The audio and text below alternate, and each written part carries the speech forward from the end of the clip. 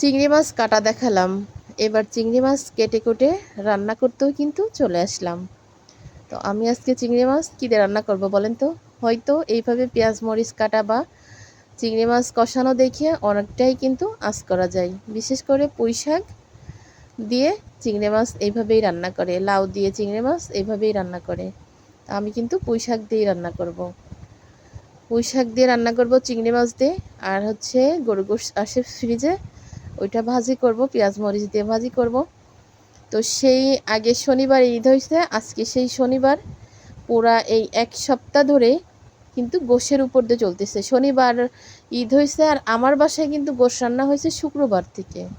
আপনারা হয়তো শুক্রবারেও আমার গোশ রান্নার ভিডিও হয়তো দেখছেন। তো শুক্রবার থেকে এই পর্যন্ত আমার বাসায় তো রান্না চলিছে, মেহমান খাওয়া দাওয়া হয়েছে। পাশে বোনের বাসায়, সেইখানে আবার বিয়ের দাওয়াত ছিল, মানে ভাইপোর শ্বশুরবাড়ি থেকে মেহমান আসছিল, সেইখানে দাওয়াত ছিল।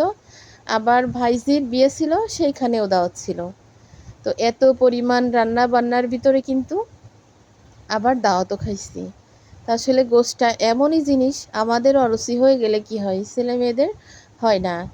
এই 8 দিন ধরে গোশ খাচ্ছি, শুক্রবার থেকে আজকে শনিবার পর্যন্ত। সকালে পুঁই শাক রান্না করতে দেখে কি বলতেছে জানেন?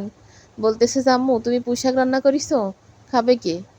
তুমি গোশ রান্না কেন করলে না? মুখের দিকে তাকাই বললাম যে তোমাদের কি আল্লাহ একটু অরুচি দেয়নি?